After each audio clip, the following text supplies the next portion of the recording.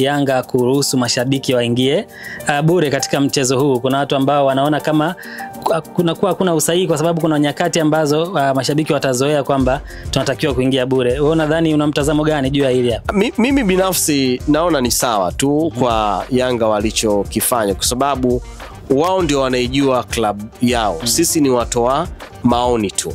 Na Yanga sio klabu ya kwanza kuingiza mashabiki bure.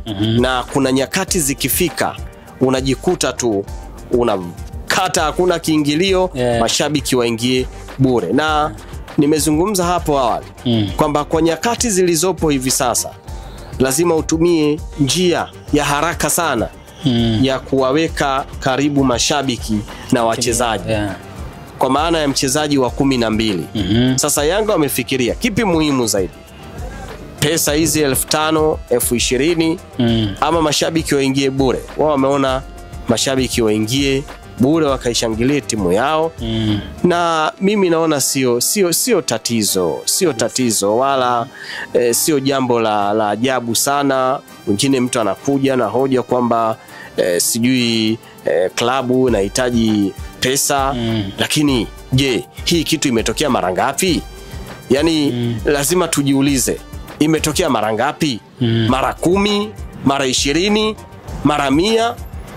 Mechi nyingi mashabiki sio wanaingia na ingilio. Kwa ikitokea mara moja sio tatizo. Ni mpango kazi tu wa klabu husika kulingana na situation. Lakini angalizo tu lazima hivi vitu viwekwe sawa sawa. Kwa maana hata Alikamwe pia ametoa angalizo ustaarabu, kwa sababu mechi na Osma haikuwa mechi ya kistaarabu sana kwa mashabiki.